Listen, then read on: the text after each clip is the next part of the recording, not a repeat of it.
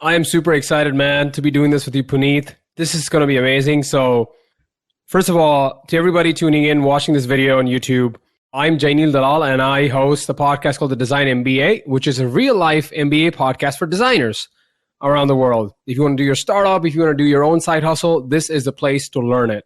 So go to designmba.show to learn more about the podcast. And today, I have a phenomenal guest with me. Right here, he's smiling. He's wearing a Adobe XD hat. Yeah. He is none other than Punit Chawla. And a brief version of who Punit is Punit is an avid YouTube design creator with some of the highest subscribers on his YouTube channel. And he wants to leave an impact on the world. And if that was not enough, Punit actually is a 3-time Google event speaker, 4-time Medium top writer in design and inspiration. And he is a marathon runner. Man, I wish I could run like him. And an ex-photographer. So did I miss anything by any chance, Punit? No, man, that was a rad intro. I don't think I could put it any better. That's epic, man. Thanks. And if you're a designer in India wondering that, hey, what should I do to become a better designer, to get a job in the design industry, to level up my design skills, but amdani attani kharcha rupaya. You don't want to pay that much money. So what do you do? So then you go to designwings.in, which is India's most affordable design school. For sure. And there you learn from Punit and his tribe of mentors, which he has handpicked. And this is a blast, of course. You definitely need to go again to designwings.in and check it out. Yep, exactly, man. Thanks for the amazing intro and thanks for plugging in my school. That was epic. Well, man, I'm just so excited to be chatting with you. So, wow, dude. Like, it's like bringing me back to like home, like thinking about India, and then when I left it, and then you were doing so like cool shit there. What was it like for you in school? Like, were you always interested in art, like growing up? Dude, I was a big nerd, okay, in school. I mean, I still am. I can't deny that. But in school, I was a big nerd. I was often bullied because of it. But it was so much fun because I used to sit in the computer lab for like, I'm not sure if the American listeners listening, maybe they had like a different system. But in our schools, we have like fixed timetables and we just gotta follow that all the freaking time. But my computer teacher, the teacher who taught us coding and stuff like that, she was so cool, man. She was like, sit as long as you want. And I used to sit the whole day long. My teachers used to complain. My principal called my parents and stuff like that. I was like, come on, man, chill out. I just want to create something cool. And at that time, I was already deep into photography, but the love for photography was I just realized it was just a passion which went away after a while. And I know it wasn't cool, but somebody asked me to make a website and it all began, man. And since then, I haven't turned back and I'm loving what I'm doing, man. I always belong to like a creative family. All my family members are into some sorts of. My grandfather wanted to become like an architect. He became an engineer at the end of the day, but he was more inclined towards drawing and all that architectural drawing and stuff like that. So everybody in my family is just very, very creative. And I think I'm the least creative out of them. I'm more, entrepreneurship and business and marketing and stuff like that. But design is a first love for sure. You got some of that good Jew upbringing in you trying to do business. Dude, I don't, if I'm Punjabi or Gujarati, whatever, I think Punjabi and Gujaratis have a lot of similar values when it comes to money, when it comes to business. I think we have some similar traits. Yeah. So like I grew up in Ahmedabad and the whole time it was like, Dhando karwana. It's just always like, you got to do your business. Yeah. And I wanted to be an architect growing up. So the flats that I lived in, on the 5th floor, we had an international architect who started his career there, Kirti Desai. And he considered that office a good luck thing, like where he started. So he never went to his really like posh and big office in the city. So I would always like see him and meet him and see all these drawings. And I'm like, man, I want to be an architect. Like my parents were like, no, you're not going to be an architect. You're going to be an engineer or a doctor. Cause like, like the pressure there, like, I feel one of the hardest things I've ever done in life is just do my 10th board and 12th board in India. Like, I don't think there's anything more like crazy and intense like that. Every Indian parent ever, I guess. Oh my God, dude. Every Asian parent, I would say, to an extent. Yeah, Um, man, it's like the competition is cutthroat. Like, AI Triple E, and I remember everybody was doing that, the FitG classes for oh, IITs and stuff. Man, still, man, that's still something that's the thing that I feel is everything is now evolved. Everything yeah, is now changed. The new normal is just something else now, and people need to realize that. People need to adapt. We need more product designers. We need more developers. Then we need engineers who are building, or civil engineers who are building towers and stuff like that. Because where's the construction gone? yeah. So I think the market has shifted so much over the past 6 months. It's crazy. So in school, when you graduated from 12th, did you feel that pressure like I need to join an engineering college? Or what No, did you end for up doing? for that was so good. The best part I think about my childhood has been my parents, my grandparents, my mom. Even though I've been brought up in a single parent home and stuff like that, my grandparents always were like, "Do whatever the fuck you want to do. Just get a degree and just make sure you have like a backing." I mean, Yeah, every Indian parent ever, but except everything else was so cool. I flunked in maths and I had to no shift. way. I had to shift to IT, which is like a subject very few students took because they didn't get enough, like high enough marks and or a high enough grade in like class 10th and stuff like that. For American people, I think it's a more like we were going Yeah, into high school and we had to take up like a subject for sure. It was all cool at my place, even though I flunked and stuff like that. Even there were like 2, 3 teachers who were like backing me all the way along. They were like, "You do this, you'll become this." And I used to go to like web design competitions in like high school. And it was so cool because my designs were below average for like a good year or two. And every single time I went to like competition, I won because the difference between the other designers or the other developers and me was I was able to communicate, I was able to market to them like straight up, what does this website do? What does it represent? So I guess, I mean, pitching an idea in a nutshell, I guess. wow. So you already had that acumen for design already in For sure. school. So when you went to college, did you major in like what was your major? Like engineering college or design college?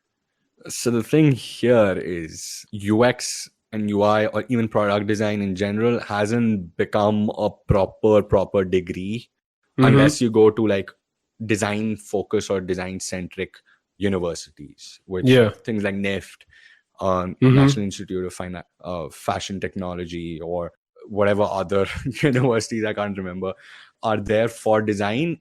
I went to like a very basic private university where there were basic courses.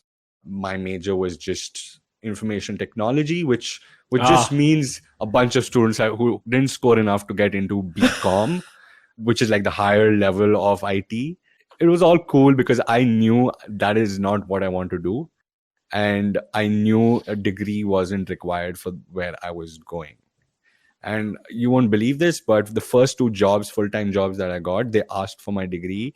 I told them I lost my degree, and What? then they forgot because Oh my God. because I started working like before my college ended, and Mm-hmm. my college here takes like a good month to like get your marks out, get your degree Yeah. out, and everything. So I was like, I don't have that much time. So I was like, Yeah. I just gotta lie. And they all forgot after a while, and I never gave them my degree. So that was cool. Damn. So, but right during the 4 years of college, did you do any internships in design or do any more like design work during that For time? sure, for sure. I was doing freelancing since school. So freelancing was Mm-hmm. something that was I was already used to. But at the same time, I was advised by someone to go out and approach people so that, they could give me Yeah. projects in their organizations. And that was like one of the best advice I've been given, and I've applied it.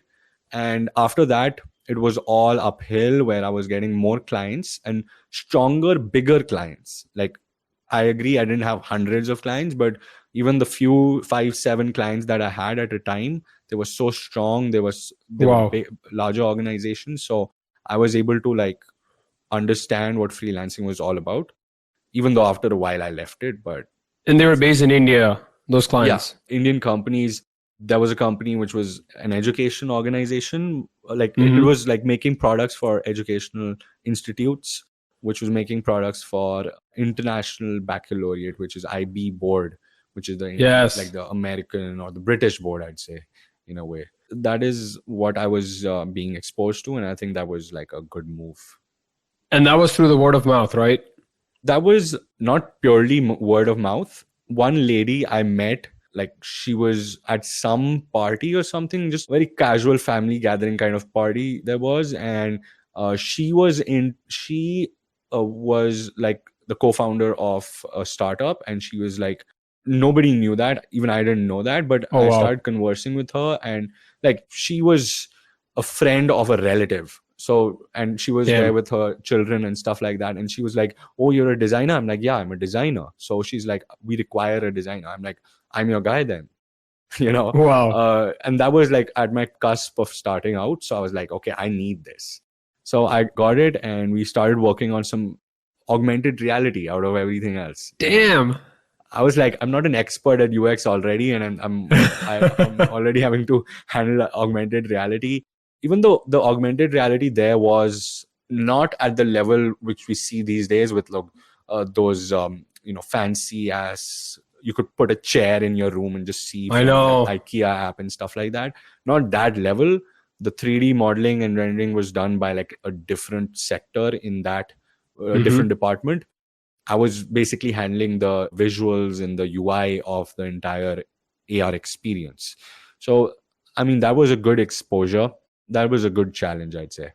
And what tools did you use for that? Do you remember? Before that job, I was a Photoshop guy. And Okay. this is like what, 4 or 5 years ago? Okay. I'm just putting a random number to it, but probably less than that. And at that time, it was like either you use Sketch Yeah. or you don't use anything else. At that time, Adobe XD was in its beta stage. It was like, Yeah. it was there, people started to use it because it was Adobe, but I started using Adobe XD because it was lightweight and it was Mm-hmm. free, and I was like, who doesn't want free stuff? So I started using Adobe XD, and that is where I like formed the love for XD, because I was a Windows user back then. I didn't have the option of using Sketch. And to be honest, I had made decent money, but not enough to just go splurge a bunch of money on a MacBook Pro or something.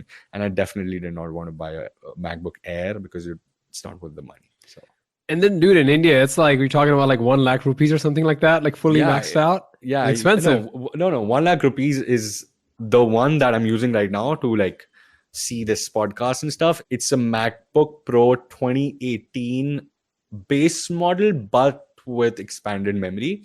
So the thing is, I'm the kind of guy who will never invest on a maxed out product. Never. Even my phone is, even though this is an S10, this is like the Yeah. base S10, like Oh wow. just The kind of opposite. base. Yeah, I was like, no max out bullshit. I Yeah. need something. If it works, it's great. I don't care if it's. I'm not editing 4K footage, so Yeah. why do I need to get a maxed out MacBook? So I just went out and I bought this MacBook in 2017. No, so it was a 2018 MacBook. So I bought it in 2018 itself. So I'm a very new Mac user. Before this, I had an XPS 13, which Uh-huh. again is Yeah. an expensive laptop. Yeah. But I chose that because at that time I was also slightly into web development. So I was like, I'd go for a Windows if I'm a web developer. And it just so happened that I shifted to UX. Well, that makes sense. So, Yeah. what was the pay for your first gig that you're doing freelancing? The very first project which I got was from Upwork, which for Okay. those who don't know is like a freelancing platform. Like freelancers come and they pitch for jobs. That was like $300, and I was elated. I was like, oh shit, I I made mean, $300. that's into like what is it, like 60 rupees, dude. That's that That's time. It's 70, like a lot 70, of. dude. 70, dude. Yeah. And that was like 25, 30 grand. And I Damn. was like, this is nice. And that time I was like, okay, if I can make $300, I can make $3,000. I can make $30,000. It's limitless. So That point of time, I was like, my concept of money was just another level.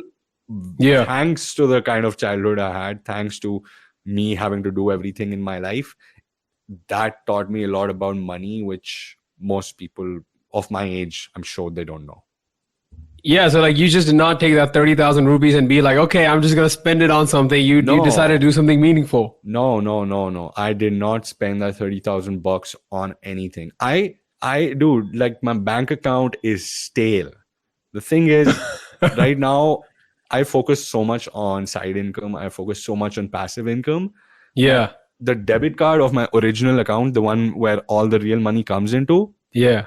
it's in some corner, like there's dust Wow. over it, I'm sure, because I never use that account. It's all money coming in. And if I invest in jewelry, if I invest in bank bonds or whatever it might be, Yeah. it's generally through like the website, and I have an app if I ever need to get take out money from that. But Yeah. dude, this is number one key that I've learned: never spend money from your main account. Never. Ah, Dude, damn. changed my fucking life. No. My mom always like tells me, he's like, every time I'm sitting, he's like, so if I buy something new, like a phone or a diary or something, whatever that is, she's always like, tipe tipe saror bhara. It's always is like boon boon dariya bhar jata hai. It's just like, yeah. it's like, you got to save every penny till it becomes like $1 million. So I always like laugh at her when she tells me that. It just adds up so well. I bet. And everything. Now I'm thinking that you figured out the Upwork thing, like, wow, you can get paid in dollars and you can work remotely from India. You don't have to go anywhere. Yeah. Did you decide to just go full throttle on Upwork and just continue that path, or no? Upwork is so saturated. I mean, even though they have like this very strange way of selecting candidates, like to who actually get in onto their platform, is if you have like a business email, there's a good 60 to 70% chance to get into their platform. Otherwise, if you have like a Gmail, Yahoo, Outlook, whatever, you're at the bottom of the list. Damn. So I figured that out early. I was like, there's nothing written on that. There are people on Fiverr who get you onto Upwork. So which is strange. You're paying people on Fiverr to get onto Upwork, which is crazy. Oh my God. Yeah, like search Fiverr, thousands of jobs, just get a guaranteed Upwork account. Oh my God. So you got a business email basically. Yeah, I got a business email for $50. Damn. And the people who were charging, they were charging like $500, $600 for you to register for Upwork on their behalf. Oh my God. I was like, I got it for 50 rupees, which is... Oh, I was thinking which is less than $1, man. Yeah. Wow. It's like 60 cents or something like that. Wow. So when did you figure out that this is really saturated? Like, I think you figured out I don't want to compete in this kind of crowded market on Upwork. Dude, what isn't saturated in today's time? That's true. I happened to work for somebody like on certain projects as a consultant. I started calling myself a consultant after a while. He asked me to like find some people for like a certain job. He was like, I'll pay you whatever commission and stuff like that. I'm like, yeah, cool. I know people. Whenever somebody asks me, do you know somebody? I'm like, yeah, I know somebody, even when I don't. Yeah. Because I know that it's my advantage. So I went on to Upwork to, for the first time in my life, host an ad on Upwork where you will say, okay, I want this person for this job. Yeah. So much fun, dude. So much attention I got in like one day. And that job was very specific. It was like, again, for AR. And you know, the furniture companies who kind of place furniture in an augmented reality. Yes. Like, which is now becoming a big thing, which earlier it was like a niche. People at that time, they were like, oh yeah, I'll do this. Oh, I'm experienced with this. I'm like, oh damn, there are a lot of people who have experience in this. And they showed me their work and I was like, okay, this guy knows his work. Yeah. So like every second person is a designer and a developer and whatever. So I realized I cannot be if I'm a lion sitting in between gazelles, Yeah. that makes me a gazelle. Ah. And I was like, either eat these gazelles out, or I can maybe become a snake and just slither myself out of there. So I had like Wow. multiple options, and I chose the best one, which was, I saw this video, which is very important. I think some leader in some industry, this guy goes up on stage and he says, Yeah. if you're not fake, you're not going to make it. And I was like, damn, I resonate on that, because Mm-hmm. what I started to do was, I was like, I got to portray people I'm an organization. People want to trust a company. They'll trust a company or a studio or an organization more than they will trust an individual. Yes. So I was like, fuck it. I'm going to form an organization. I signed myself up for like, at that time, there was no GST, which is general sales tax. At that time, you had to like either have like a proprietorship certificate or like whatever there was. I got myself a proprietorship certificate. I knew some people, so it was faster for me. And after that, I was like, I just hired people on project to project basis. If somebody came to me and said, hey, we need a website developed as well as designed, can you do both? I'm like, I'll charge you double, but I can do both, because I have an organization where people work for me. And they were like, okay, that's crazy.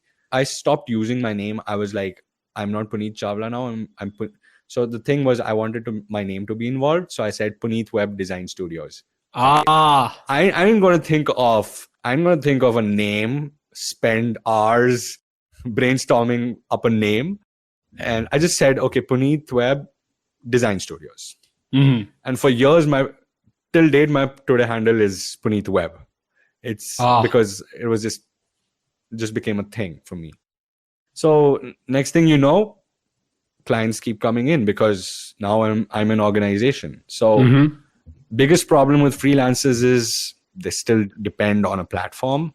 I made my own platform, technically. Damn. And then you were finding all these designers to work on also through Upwork, or just through your referrals and friends? Mostly referrals and friends. Since I was from an IT background, somebody knew somebody. We had like 2 different majors on the same floor. So whatever classes happened were like, the other major was like a slightly higher level, so as to say. And there were a lot of passionate people in web development and stuff. I was like, hey, dude, if I pay you, there's this much money, will you come work for me on this project? And they're like, okay, cool, let's do it. That's how I went about it. I just signed up a quick contract and the project was done. But then what if you get this guy, Ramesh, to work as a developer for you, and then Ramesh disappears after something like a wedding or something? So did you have that happen, or how would you deal with that? There are gazelles all over. I'm not showing hate. It's not bad to be a gazelle. Gazelles are fast. Gazelles adapt. Gazelles can kill you with their whatever they have on their heads. It's just that I know there are people who will always be there. And till date in my design school, I don't care if a mentor leaves, even though we've had nobody leave. We're so cool. We just let each other do our work. And I always find somebody new. So you're like jugaad kar lenge. Jugaad kar lenge. Yeah, let's just take it. Let's just say yes to everything and then jugaad kar lenge. That has been my number one thing. People think, oh, I need to first study this. I've heard this a lot. Oh, I need to first give me some time. Yeah. I need to first learn this. I need to first study this. I need to first get experience in this. And I'm like, buddy, you missed the train. So that's the thing, man. Like, saying yes spontaneously is so much better than saying yes later, I'd say. And that has like helped me a lot. I absolutely agree with you. And you're doing this like freelance business on the side. Yeah. At what point did you actually get a full-time job working at a corporate company? I was doing freelancing till like last summer. Okay. And then after that, I took like a little break for 2-3 months. And I just explored my own like design stuff, personal projects stuff. And then I got into like hotel chain business where they had their own application. Yeah. They depended on their application. So they needed UX designers. Mm-hmm. After that, I quit in like 5 months. Why did you quit in 5 I months? quit because the boss was shitty. Okay. And I was the big boss, not even the boss, the big boss. So I Okay. was like, fuck you, man. I'm leaving. And honestly, it wasn't as much that the big boss was rude or whatever it might be. It was more, I needed more out of it. I wasn't getting more out of it. And the sad part is, Mm-hmm. people till date don't recognize freelancing and consulting as a full-time job. Okay. The first thing that I got from that job was, your experience is 0 years. And I was like, wow, okay. Okay, cool. As you say. And that's the reaction you need to give, because you can't argue with them, man. They don't. Yeah. They're like, oh, this is the system. I say, oh, okay. I'm not going to try and fight the system. I don't have enough energy to do that. And that's my biggest problem with the industry right now. And I'm sure a lot of people are listening to this and resonating with this. I don't have time for the system, man. Like Politics. the politics, this, even the rule. Who wrote the rules, man? Like Mark Zuckerberg was a college, like, I won't call him a complete dropout, but he was definitely like not experienced. Yeah. He still became a billionaire. Yeah. Who's going to stop that? If Mark Zuckerberg tried to get a job at some other company, hey, you've never had a full-time job. So that's crazy. That was like the worst experience. That every time I got into a new organization, they were like, you have such less experience. And I'm like, geez. But then you also had your YouTube channel going on the same point, right? Yeah, for sure. I started my YouTube channel maybe 2-3 months before I started getting like the full-time job. It's been like a year and a half, maybe something like that. That was like a turning point for me. And the thing was, everybody wanted me to be off YouTube. Everybody was like, hey, spend more time at your desk. Oh, the company bullshit. Yeah, the company bullshit. Quit your YouTube. Stop doing this. Stop doing that. And it's just a bunch of hate being thrown at you just because I have a better YouTube than your YouTube. I don't know. I don't know what the reason was. I think they were jealous. That's what I think it is. I mean, yeah, that's what it comes to my mind. And at the end of the day, I've never considered myself like, I still have such a long way to go, man. I look up to other YouTubers, Chris Yo, you got Jonathan from Agent Smart, you got Charlie Mary TV, you got so many people. I've probably missed 10 of them at least. And I look up to them like they're not just bigger channels than me. They're like, I don't know how they do it. Like I still haven't cracked the code. So maybe that's the same way these people looked at me, but maybe in a negative way. And that was cool because that made me realize, I think this will be the title of this podcast is fuck 9 to 5. This is going to be an explicit podcast. You need to put an E after this on. Yeah, I was thinking the same thing. Sure. Like, fuck 9 to 5. And honestly, dude, it's cool for the people who want to do it. It's cool. I don't blame them for not having an enterprising enterprising mind. It's cool. And at the end of the day, 9 to 5 was never meant for me, so I quit. I mean, I've had similar challenges like that. I think for my thing was working at companies in the US, it was like, let's say there's like a downtime, nobody's doing anything. People are playing ping pong, people are going for walks, and my guilty pleasure is I'm just reading a Kindle book on an actual Kindle, which you can see right here. So I was reading on this Kindle, and then people had a problem with it. So I got like dinged for it. Like, why are you reading Kindle here? And I think that sometimes people just want to be like, you're like, oh, but the rule says this. You have to not do this in the company time. And I figured that either they're jealous or maybe they had dreams they wanted to do something when they were younger. And then they look at you and they're like, man, Punit is doing this YouTube channel. I couldn't do it. And you know what? Let me just stop him. Let me stop him from doing it. The best thing I've gotten is a few times I was lucky where I got a boss where he also had his side things going on. So it was like a mutual agreement, like you do your shit and I'm gonna do my shit.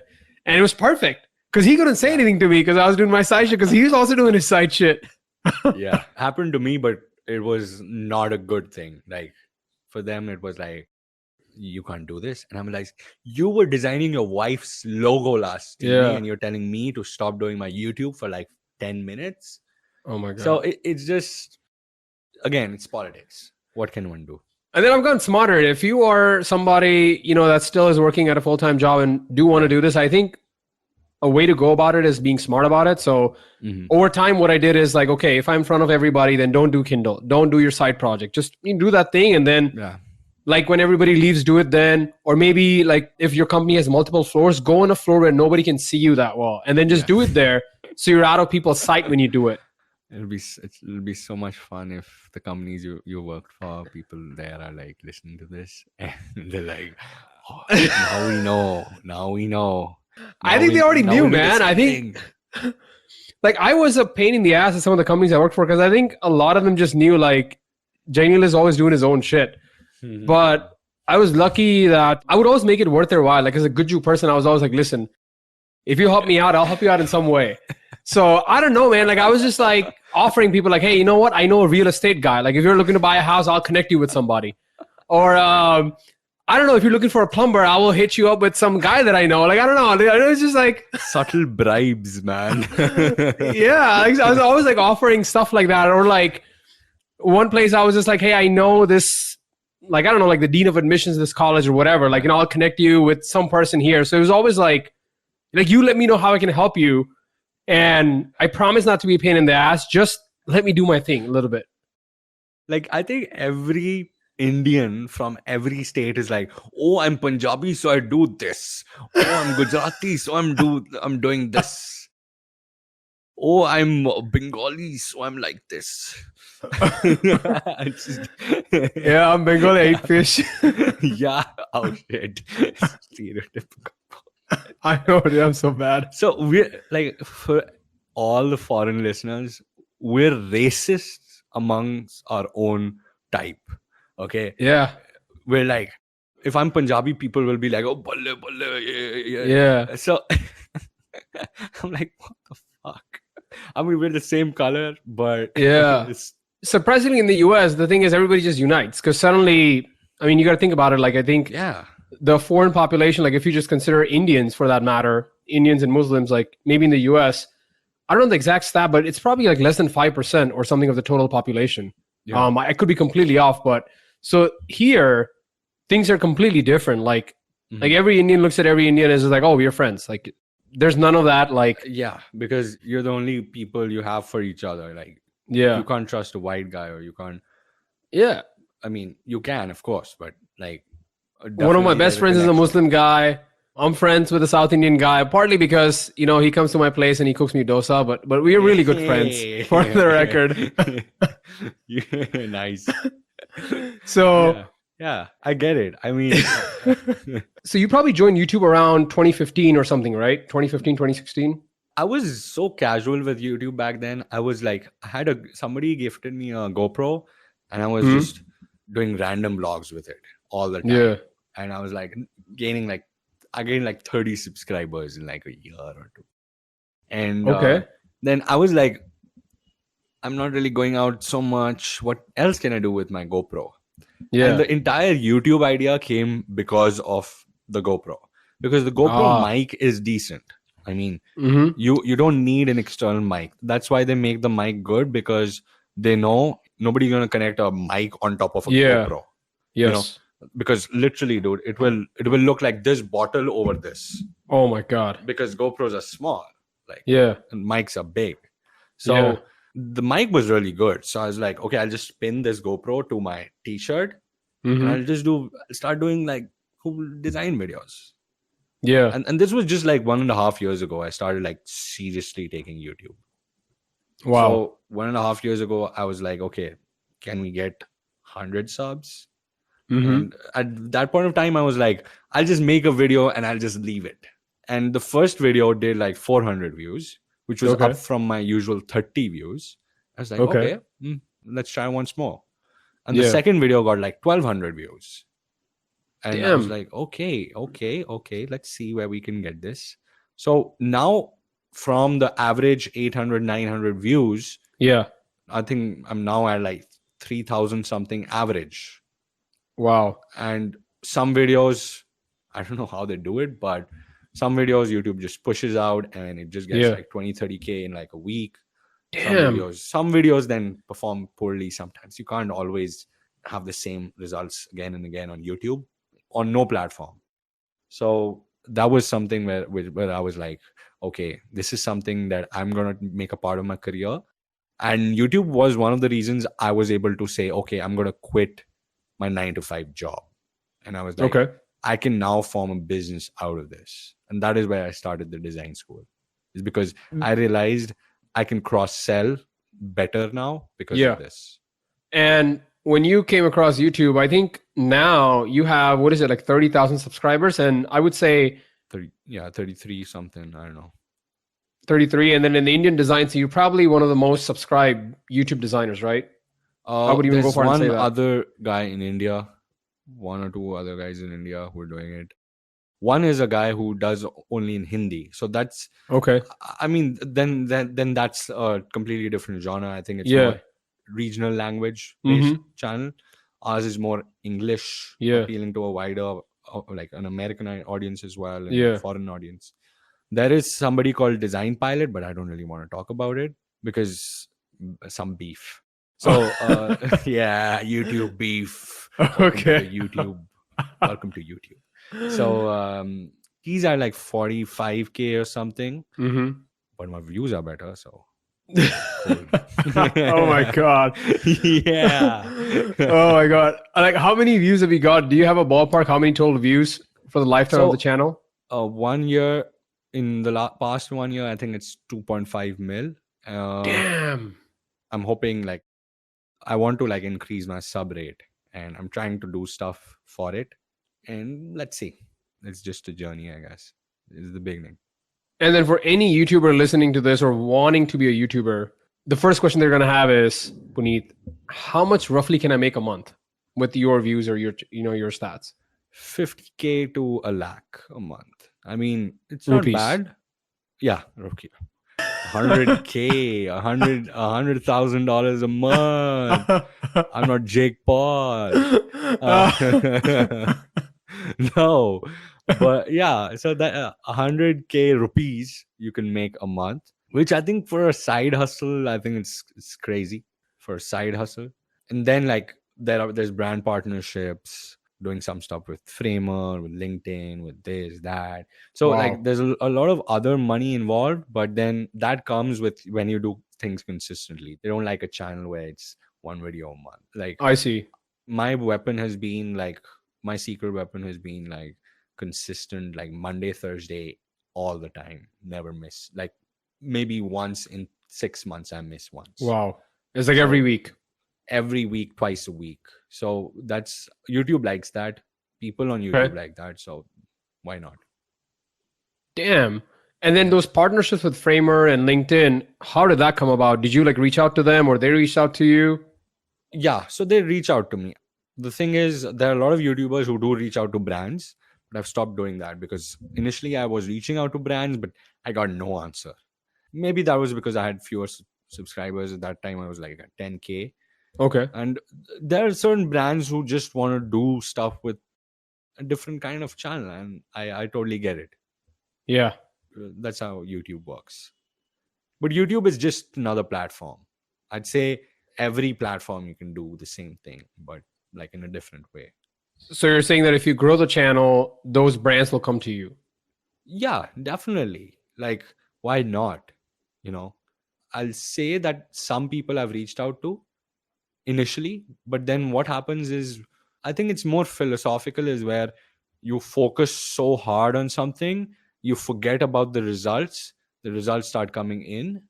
That is what I'm focusing on right now. I'm all about how can I get good quality content, good quantity content out as fast as possible, and how can I provide value to people. And that's the goal, and that is what I'm sticking with.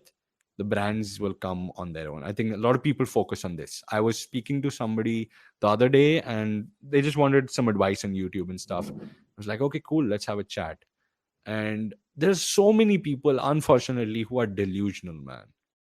Like, even today, I don't expect Figma to answer my messages on Twitter or Yeah. on email. That is why I don't message or email them, because I'm like, I'm just another guy, man. True. So, and there are some people who have 100 subscribers and they're like, oh, I want to do this with this company, or I want this brand deal, I want this brand deal. I say that on their faces. I'm like, dude, you're just starting off. I don't get those deals. You know, I'm jealous of you. If you get those deals, I will give you my YouTube channel. Probably not, God. but yeah. So, I mean, people need to realize it's one step at a time. And it's just focus on what you're doing. Like, even if you're on Behance, LinkedIn, whatever you're doing, just focus on what you're doing. Providing value to people is number one.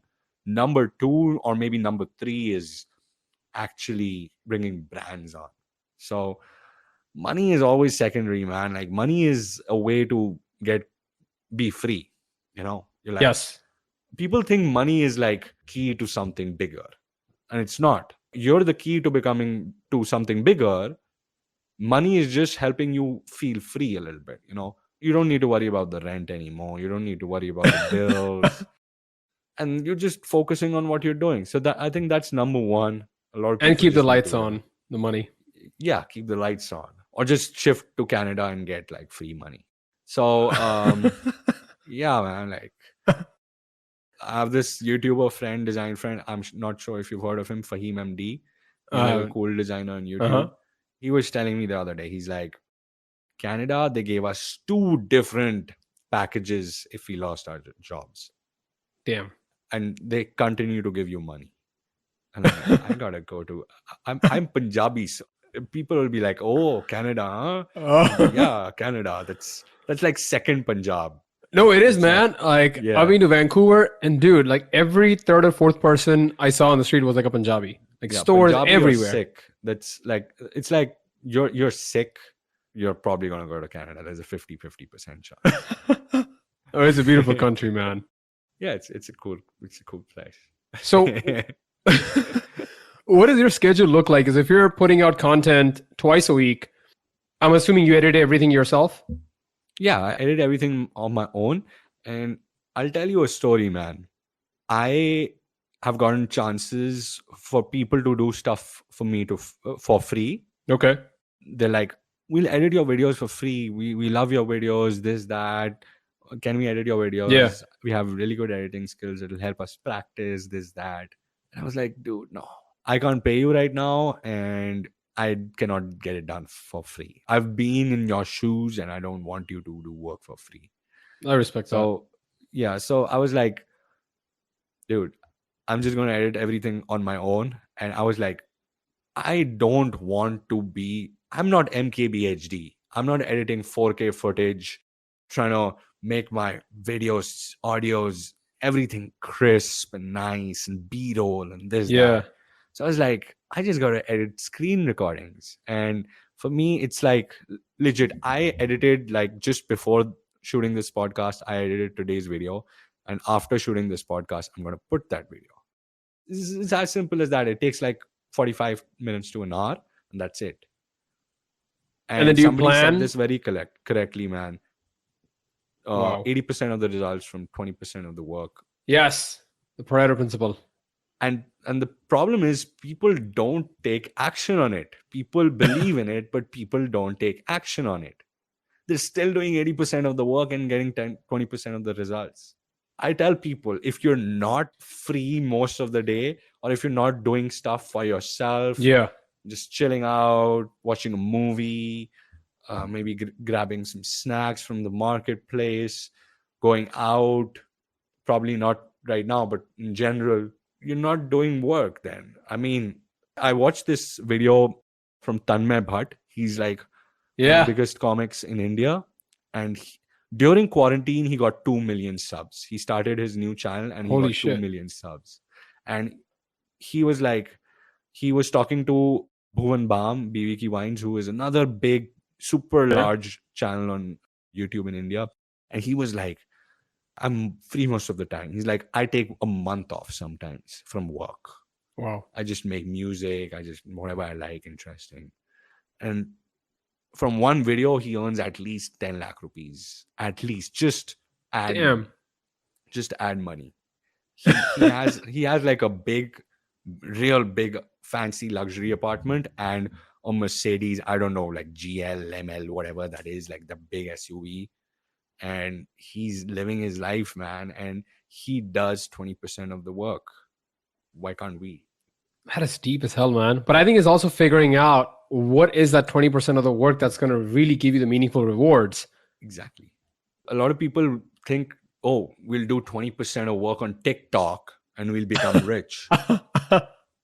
I mean, I'm sure there are people like Dixie D'Amelio who make millions creating like 10, 15 TikToks a day where she's just dancing, copying something, whatever. Me and you cannot do that. Yeah. I can't dance to save my life, man. Me too. Oh my God. So I think for everybody it's different. It's very hard to find that one niche where you can put in 20% of the work. And I think for that, you have to get out of the 9-to-5 job, at least even for 6 months to figure it out. You can go back in, but yeah. But the problem is people just want to get everything now. They're like, oh, we need to get a job now. We just graduated from college. We need to get a job. Yeah. And I'm like, okay, I'm sure there are people who need to get a job, like really need a job, and then maybe they need to support a family. I can totally respect that. But even then, you need to take a risk. I mean, I think it just, for people, it looks good on a biodata. Like, oh, works at Apple. Oh. LinkedIn clout. Oh my God, dude. LinkedIn clout. I got a funny story, but like, you know, like my parents are very traditional. So they were like, you got to make a biodata. I'm like, I am not making that shit. Like, I'll just meet someone and that's it. So they forced me to make a biodata. I'm like, you know what? I'm a designer. I'm going to make the most fancy ass design type biodata ever. And dude, like, holy shit. Like, I was really proud of what I created, man. It was like the most like design-esque biodata ever created. It was just so funny. What I want to know is, you've got the YouTube stuff figured out. You're going on that path. Then how did you figure out to start the design school? Did you like talk to somebody like, hey, how did you do your school? I want to do mine. What was your journey starting Designwings? So I realized there's so many design schools charging hell of a lot of money. Like they all charge, and I've said it on their faces, 60,000-70,000 rupees for the course. And how long is the course? 4-month course. 70,000, damn. 70,000 bucks. That's with taxes, that's like 80 something. If it's 70, it's 80. If it's 60, it's 70 with taxes. Dude, 80,000 rupees is a lot of money. Yeah, dude. It's like there are people who do the entire university in less money with that. Like government colleges, government universities in India are really cheap. They're like 5,000 rupees a year or a semester or something. Yeah, they're like cheap. You're from India, man. You know that shit. I was in an NRI seat, so my parents paid a lot of money.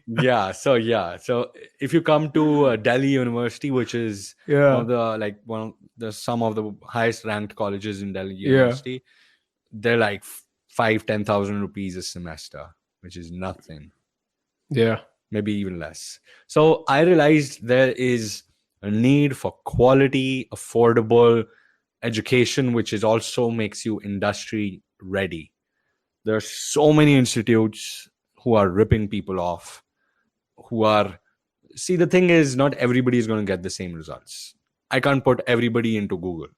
Okay. Correct. So it's justifiable if there are some students who don't have a good experience. But the thing is, if you're charging so much money, how are you justifying it?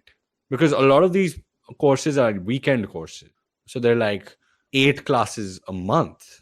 Where's the justification is my question. And that question was like, damn, man, I need to, if something irritates me, I need to solve it. And if I can turn it into a business, if I can turn it into something that will give value and make money at the same time, then why not? So I started Designwings to solve this issue of overpriced design institutes. I saw how they worked.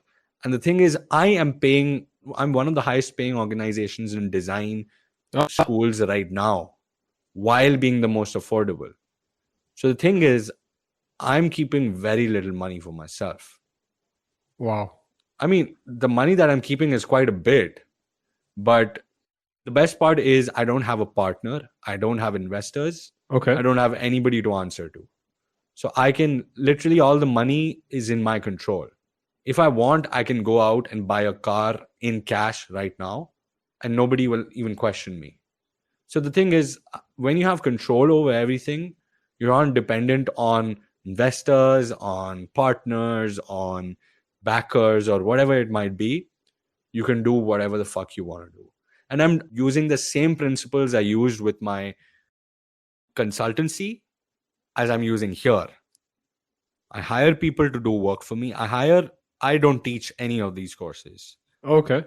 Okay, I am qualified, but the thing is, I won't be able to teach those courses because I know. So you're not the designing the capacity. syllabus. I do. I am a big part of designing the syllabus, but Mhm. I give a lot of freedom to the mentors while I see. keeping a check on whether we're covering everything that needs to be covered. And then now the students probably want to chat with the mentors, and then like you have the admissions committee that if there's any issue, do they chat with you or they just resolve with the mentors? Dude, everything's open.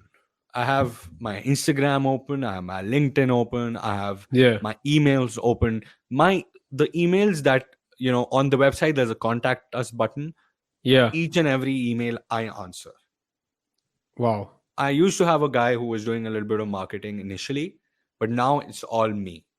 The best part about having a passion project is that, I call it a passion project because for me it is you can do all the work while doing very little work. It's again 20% of work, 80% of the results.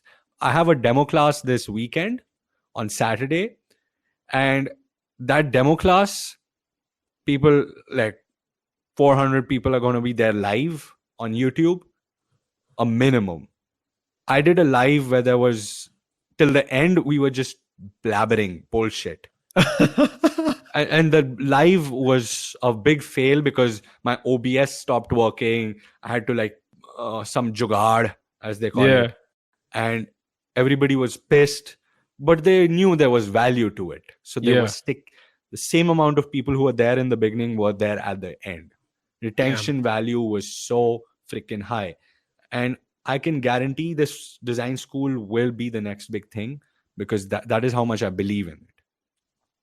Now, how do you deal with it's going to be hard to keep all the students happy. Like somebody's Yeah. like, "Oh, I didn't get my value. I want my money back and stuff." Yeah. I mean, I don't know, man. Like when I was in India, people were always haggling, dude. Like, oh, I want my money back and this and that, Exactly. and it's fucking hard to keep people happy, especially Indian customers. Like when I talk to initially I got emails. Now I don't get as much as I used to. Initially I got emails from students who were like, if you give it to me for 5,000 less, I will buy it today. Oh my And god. I was like, don't worry. Our Oh. course is here forever.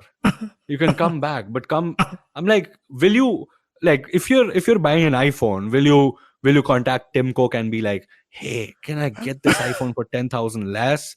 I'll buy it right now.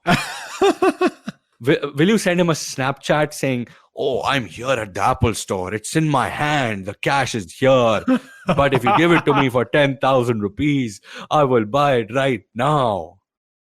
So Oh my god. there's some people who don't understand the concept of fixed pricing. Like, this is not a sari shop. This is not a sweet shop where you can say, Yeah. I'll give you 50 cents rather than $1. Can you give it to me for 50 cents? That doesn't happen, unfortunately. And the thing is, I cannot do that. I mean, that's a rule. That's a fixed price that I've kept on the website. It doesn't change. And I'll have to be answerable to the people who are working with me and who are, I'll be answerable to the people who in the future he might go and tell like 10 other people, and they'll be like, Yeah. hey, we want it for 5,000 rupees less too. I'll be like, no. Damn. So it does happen a lot, and there are people. I'm sure there'll be people who'll be dissatisfied. Till date, we haven't had one, That because is the thing amazing. is, we're so genuine, man. It's like, I don't want to toot my own horn, but I just believe we're so genuine, man, as compared to the people I've seen. And that's the whole reason I opened this school, was because I wanted to be genuine. I Yeah. want to tell people in their face, hey, this is something which you shouldn't do, or this is something you should do, and we're here to support you. I want to be for these students what my teachers in school were like, who were like, if you want to sit in the lab for the whole day, don't worry, we got your back. Some rare So teachers.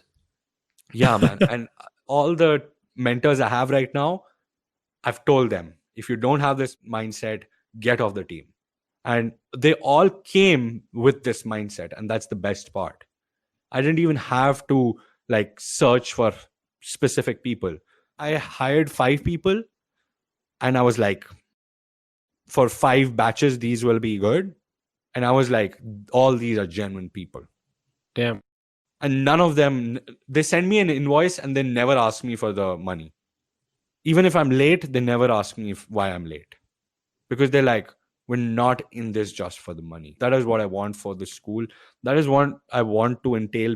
I want people to understand this and put it inside their heads. Is it's not just about the money. The money is freedom. It's not value.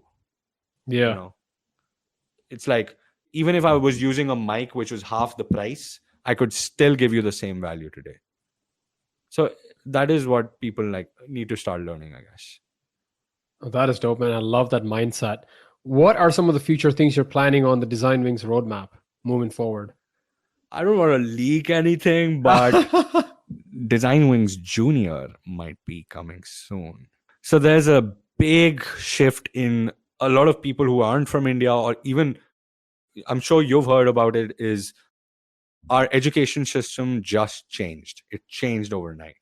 And now schools are going to have to focus more on a second, like a tertiary kind of subject, Yeah. which could be coding, designing, development, whatever, machine learning, whatever there is.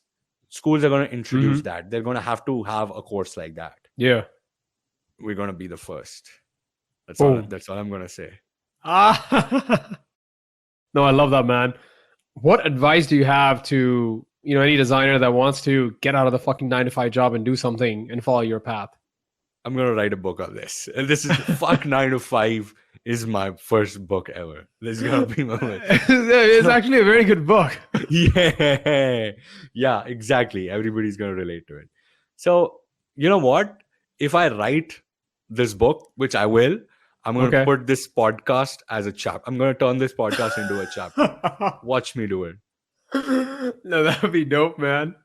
3 more months. Give me 3 more months. I'm going to write this book and I'm going to publish this. No, that'd be dope, man. Yeah, even if you could start it out as a Medium article. No, man, it's gonna be published, man. It's gonna be published. Yeah, dude. That is dope. When it comes to advice, man, number one, like the key that I use to like reach where I am and where I'm going is definitely, first of all, learn how to say, fuck it, I'm gonna do it. There's this book, I think everybody should read it, except my upcoming book. They should also read this book. Is Screw It, Let's Do It by Richard Branson. Yeah. Who else to learn how to become a billionaire rather than a billionaire? Yeah, he's a billionaire. He can tell you how he did it.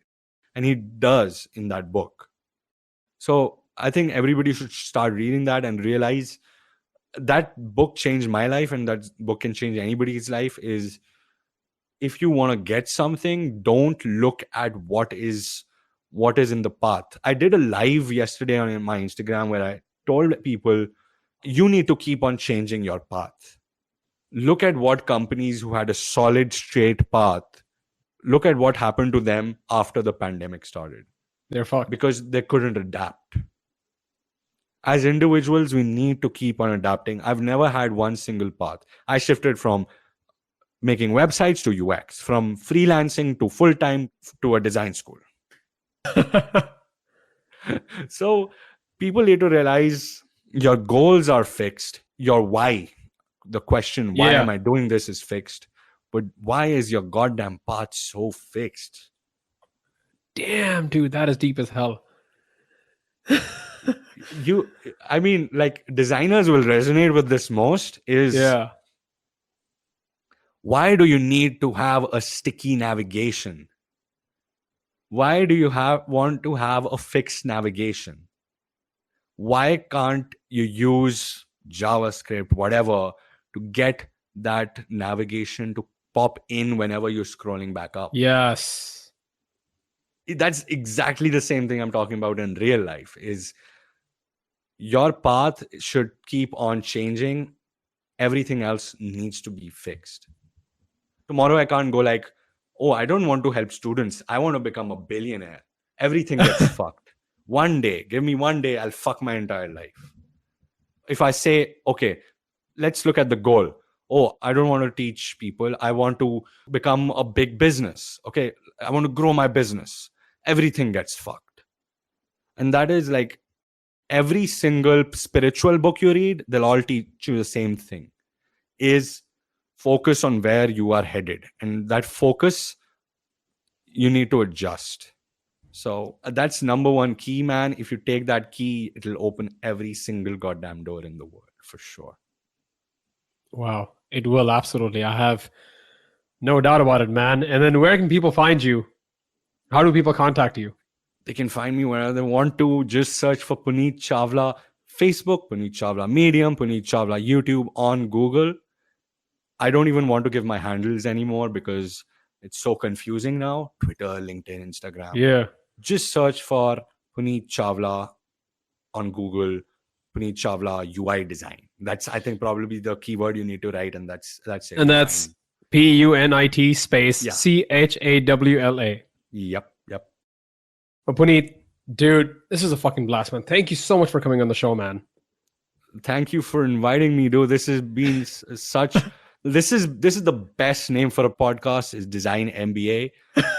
Every bloody engineer will relate to this, and every bloody designer will relate to this. So that's a fucking blast, man.